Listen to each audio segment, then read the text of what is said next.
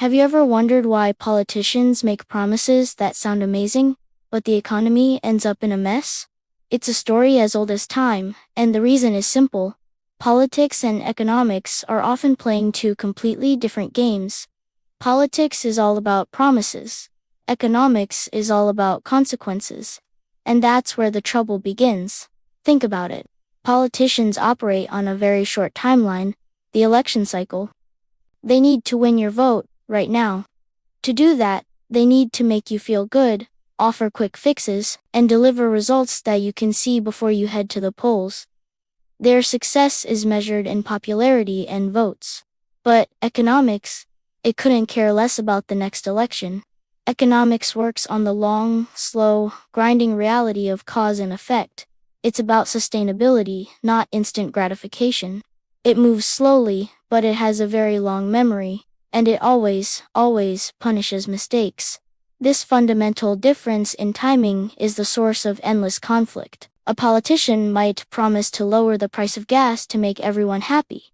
It's a guaranteed vote winner. Everyone wants cheaper gas. In the world of politics, that's a home run. But an economist looks at that and sees a different story.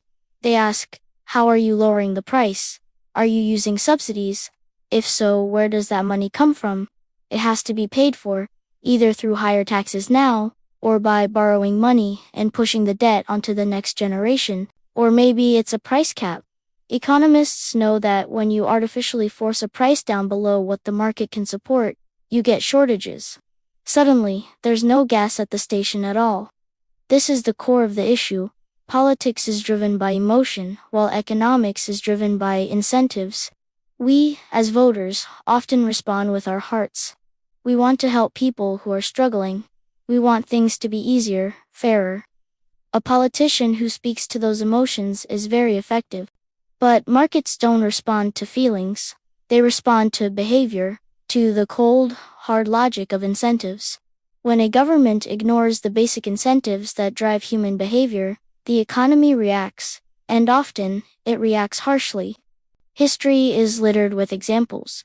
Let's look at price controls again. A government, with the best of intentions, might say, bread is too expensive. From now on, no one can sell a loaf of bread for more than $1. Politically, this looks like a compassionate move to help the poor.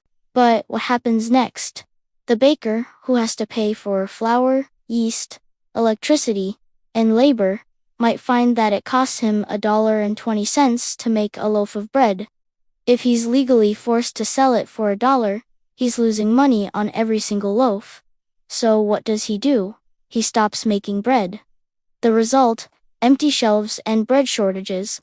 The very people the policy was meant to help are now worse off because they can't find any bread at all. Or consider printing money. A country might be facing a painful recession. To avoid the political fallout of budget cuts or tax hikes, the government might just turn on the printing presses. In the short term, it feels like a miracle. There's more money to spend on social programs, to pay government workers, to stimulate the economy. It avoids immediate pain.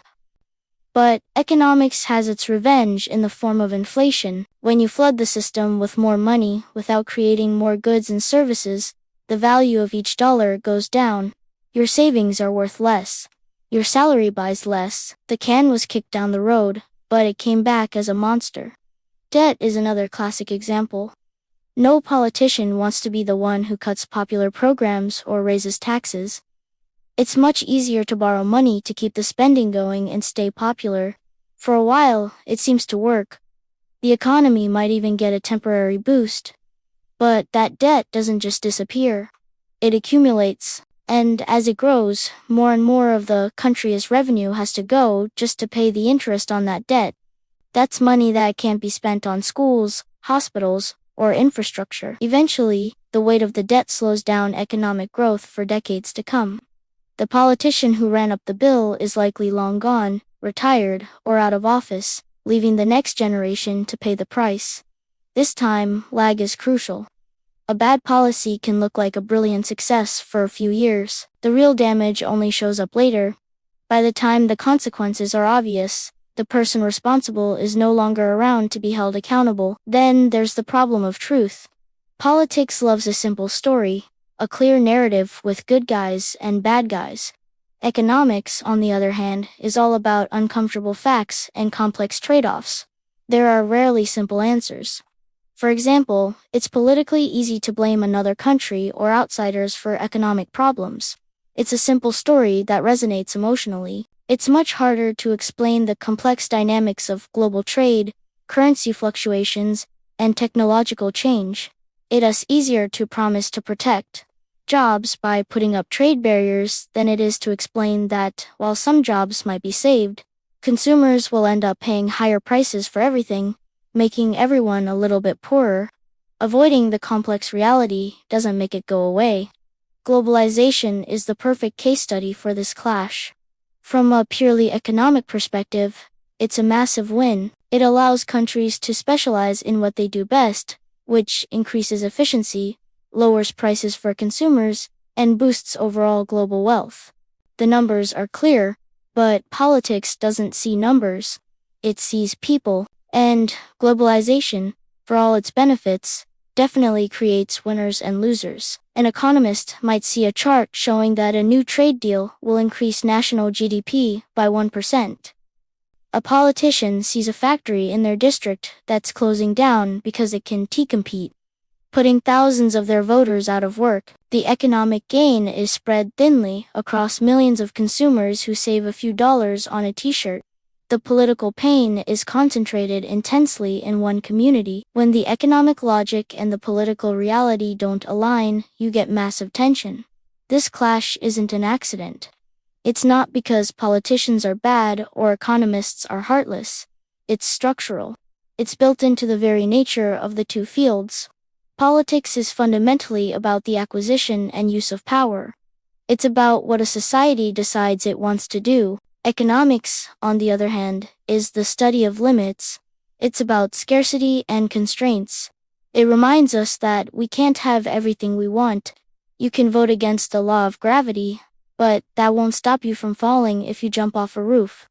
In the same way, a government can pass laws that ignore economic reality, but reality always gets the last word. This is why financial markets often panic when politics seems to be ignoring the fundamentals. Traders and investors understand that no matter what a politician says, the economic consequences are unavoidable. And this is also why genuine economic reforms are often so deeply unpopular, even when they're necessary. A reform might involve short-term pain, like cutting a subsidy or letting an inefficient industry fail for the promise of long-term gain and a healthier economy. Politically, that's a very tough sell. So, here's the bottom line. Politics often focuses on what sounds good today. Economics is what determines if we'll survive and thrive tomorrow.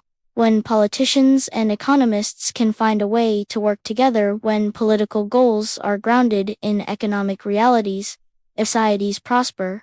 But when they are at war, when political promises fly in the face of economic laws, crises are almost inevitable.